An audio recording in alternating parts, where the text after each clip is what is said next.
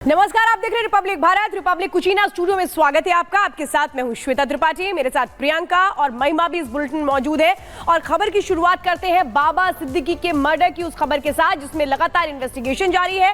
Crime branch 3 और लोगों से पूछताछ कर रही है। 15 लोगों को भी इसमें आइडेंटिफाई किया गया है और पूछताछ का सिलसिला लगातार जारी है। और पूछताछ की जो कड़ियां हैं वो इस ओर आकर के रुक रही हैं कि क्या लॉरेंस गैंग से इस मर्डर के तार जुड़ते हैं। बाबा सिद्दीकी हत्याकांड मामले में क्राइम ब्रांच जो हर दिन इन्वेस्टिगेशन के तहत अभी तक जो लोग गिरफ्तार हुए हैं इस पूरे मामले में 6 लोग, जिसमें गुरनैल सिंह है, धर्मराज कश्यप है, तो प्रवीण लोनकर का नाम भी सामने आया था, शुभम लोनकर का नाम सामने आया था। वो लोग जो फरार हैं, उन तमाम कड़ियों को जोड़ करके ये समझने और देखने की कोशिश है कि क्या लॉरेंस गैंग इसके पीछे था। अगर लॉरेंस गैंग था तो फिर बाबा सिद्दीकी ही उसके निशाने पर क्यों थे। ये बड़ी खबर इस वक्त आपको बता रहे हैं बाबा सिद्दीकी हत्याकांड मामले से जुड़ी हुई।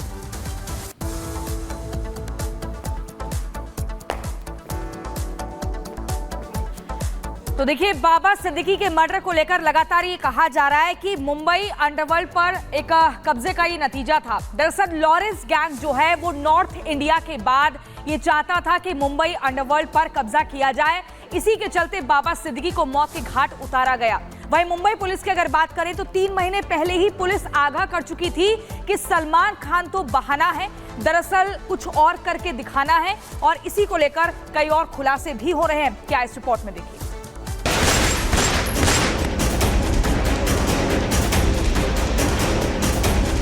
14 जुलाई को मुंबई की मकोका कोर्ट में मुंबई पुलिस की क्राइम ब्रांच ने 1736 पन्नों की एक चार्जशीट दाखिल की थी। ये चार्जशीट 14 अप्रैल को सलमान खान के घर गैलेक्सी अपार्टमेंट पर हुए शूटआउट को लेकर थी। सलमान खान के घर गोली चलाने के मामले में लॉरेंस बिश्नोई समेत कुल 19 लोगों को आरोपी बनाया गया था।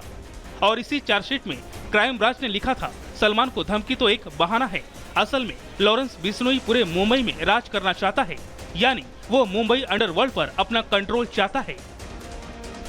बाबा सिद्दीकी के कत्ल के बाद 2 सवाल पूछे जा रहे हैं। पहला, क्या इस कत्ल के पीछे लॉरेंस गैंग है या फिर कोई और। दूसरा, अगर लॉरेंस गैंग ही इस कत्ल के पीछे है तो निशाना बाबा सिद्दीकी ही क्यों। बाबा सिद्दीकी की हत्या में पकड़े गए आरोपियों और फरार आरोपियों को लेकर मुंबई पुलिस ने जो कड़ियां जोड़ी हैं, वो फिलहाल यही इशारा कर रही हैं कि बाबा सिद्दीकी की हत्या के पीछे लॉरेंस गैंग का हाथ है। असल में बाबा सिद्दीकी के कत्ल की साजिश हुई और उसे अंजाम देने में मुंबई पुलिस ने कुल 6 लोगों की शिनाख्त की है।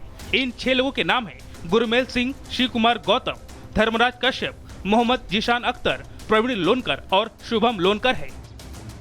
इनमें से 3 गुरमेल सिंह, धर्मराज कश्यप और प्रवीण लोनकर फिलहाल पुलिस के कब्जे में है, जबकि बाकी 3 यानी जीशान अख्तर, शुभम लोनकर, शिवम कुमार गौतम फिलहाल फरार है और उनकी तलाश जारी है।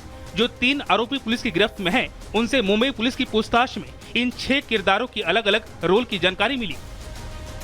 मुंबई पुलिस की जांच में जो बात निकलकर सामने आई है, उसमें साफ है कि बाबा सिद्दीकी के मर्डर के लिए ऐसे शूटर चुने गए जिनका कोई बड़ा क्रिमिनल बैकग्राउंड नहीं था।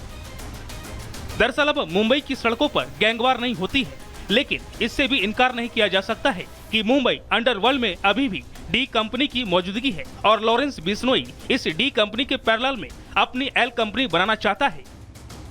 अब सवाल है कि बाबा सिद्दीकी के कत्ल के पीछे लॉरेंस का ही हाथ है, तो सवाल ये उठता है कि इसकी वजह क्या है, क्योंकि लॉरेंस गैंग ने ना तो कभी बाबा सिद्दीकी को धमकी दी और ना ही बाबा सिद्दीकी से कभी उसकी दुश्मनी रही। सिर्फ सलमान खान का दोस्त होने की वजह से उसने बाबा सिद्दीकी का कत्ल करवाया, तो ये वजह हजम नहीं होती। तो फिर बाबा सिद्दीकी ही निशाने पर क्यों थे। गैलेक्सी शूटआउट में पुलिस ने जो चार्जशीट दाखिल की थी, उसमें लॉरेंस के बारे में जो लिखा था, क्या उसी वजह से बाबा सिद्दीकी की जान गई। चार्जशीट में मुंबई पुलिस ने कहा था कि लॉरेंस मुंबई चाहता है, मुंबई पर कब्जा चाहता है। तो क्या मुंबई पर अपनी पैठ बनाने के लिए लॉरेंस ने बाबा सिद्दीकी का मर्डर करवाया। दरअसल बाबा सिद्दीकी राजनीति, सरकार और पुलिस में ठीक ठाक दबदबा रखते हैं, बल्कि वो बॉलीवुड में भी उतने ही मशहूर हैं। अब ऐसे किसी आदमी को निशाना बनाकर लॉरेंस गैंग मुंबई में आसानी से अपनी दस्तक दे सकता है। Bureau report, Republic Bharat. और बाबा सिद्दीकी हत्याकांड को लेकर के पुलिस जैसे जैसे इस पूरे मामले की जांच कर रही है, एक नया खुलासा यहां पर हुआ है। गिरफ्तार चौथे आरोपी हरीश ने बिचौलिए का काम किया। गुरमेल धर्मराज को हरीश के जरिए पैसे भेजे गए। प्रवीण लोनकर और शुभम लोनकर जो दो भाई है जिनका नाम सामने आया, उन लोगों ने ही पैसे भेजे थे। पुलिस ने आपको बता दी कि उनको गिरफ्तार कर लिया। ये बड़ी खबर इस वक्त आपको बता रहे हैं। क्राइम ब्रांच की टीम लगातार एक्शन मोड में इस वक्त नजर आ रही है। बाबा सिद्दीकी हत्याकांड मामला और जैसे जैसे जांच का दायरा आगे बढ़ रहा है वैसे वैसे नए खुलासे हो रहे हैं। गिरफ्तार चौथे आरोपी हरीश ने बिचौलिए का काम किया। एक तो ये अपडेट आपको बता रहे हैं और दूसरा आपको ये भी बता रहे हैं जो दो भाई जिनका नाम प्रवीण और शुभम का नाम सामने आया था, उन्हीं ने पैसे भेजे थे। गुरमेल और धर्मराज को ही पैसे भेजे गए थे और हरीश के जरिए ये पैसे भेजे गए थे जिसने बिचौलिए का काम किया था, जो जानकारी मिल रही है। जतिन लगातार हमारे साथ जुड़े। बताइए जतिन, हरीश को लेकर और क्या कुछ और डिटेल है, किस तरह से ये बिचौलिए का काम कर रहा था, कहां कहां कब कब पैसे भेजे गए?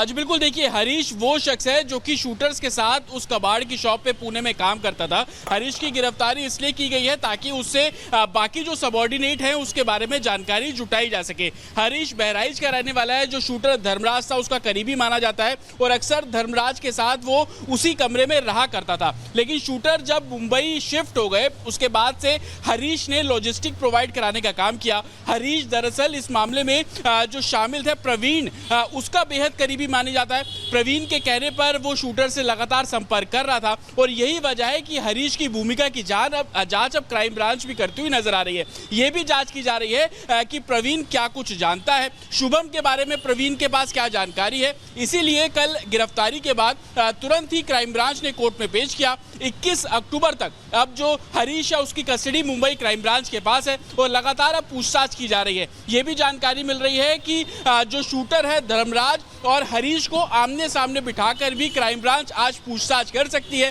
क्योंकि पूछताछ में दोनों अलग अलग वर्जन बता रहे हैं। हरीश ने बताया कि पैसा उसने धर्मराज को दिया, धर्मराज ने बताया कि पैसा जो है वो प्रवीण ने दिया। तो कॉन्ट्रडिक्ट है दोनों के स्टेटमेंट में और यही कारण है कि आज आमने सामने बिठाकर उन दोनों से पूछताछ क्राइम ब्रांच करती हुई नजर आ रही है। लेकिन सबसे बड़ा सवाल कि एक शूटर जो कि मास्टरमाइंड माना जा रहा है, जिसने बाबा सिद्दीकी पर गोली चलाई, शिव कुमार गौतम, वो अभी भी क्राइम ब्रांच के रडार से बाहर है। हालांकि मुंबई पुलिस का ये कहना है कि वो लगातार ट्रेस कर रहे हैं और उनके सबऑर्डिनेट्स की गिरफ्तारी इस लिहाज से की जा रही है। फिलहाल के लिए आपका बहुत शुक्रिया। और इसी बीच अब दर्शकों को ये बता दें, देखिए 4 गिरफ्तार हो चुके हैं लेकिन 2 आरोपी अभी कहां फरार है, ये बड़ा सवाल है।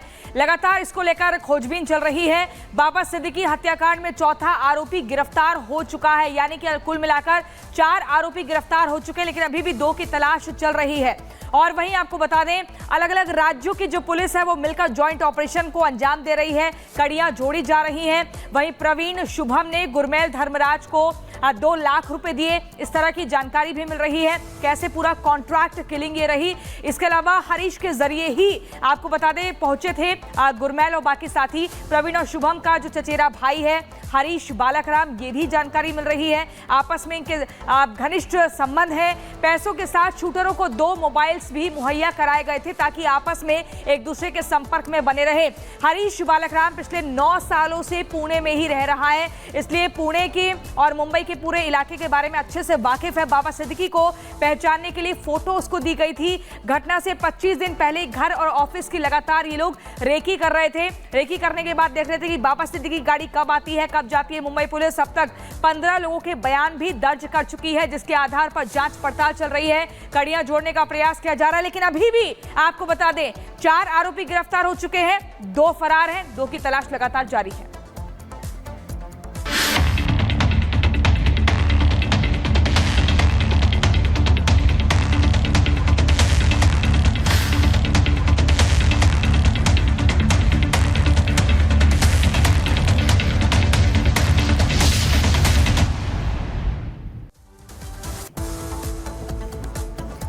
और चलिए पिछले 24 घंटे में जो हुआ इसका जिक्र करेंगे। और उससे पहले आप देख लीजिए 6 महीने पहले दिल्ली के स्कूलों में बम की धमकी मिली थी। आपने देखा ईमेल के जरिए धमकी दी गई थी और 150 से ज्यादा स्कूलों में विदेश से आए धमकी भरे ईमेल से हड़कंप काफी ज्यादा मच गया था।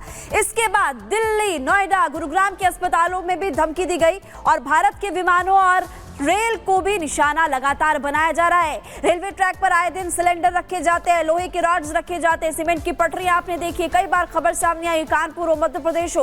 अब आपको बता दें कि धमकी मिल रही है लगातार। कुछ तस्वीरें हम आपको दिखाएंगे जिसमें पिछले कुछ दिनों से भारत में दहशत देखने को मिल रही है। इस वक्त आपको ये नजर आ रहा है प्लेन, और इंडिगो की फ्लाइट में भी बम होने की खबर मिली थी, जिसके बाद इमरजेंसी लैंडिंग अहमदाबाद में करानी पड़ी। रिपब्लिक भारत की टीम भी इस प्लेन में थी और उसके बाद हमने आपको ग्राउंड रिपोर्ट भी दिखाई थी।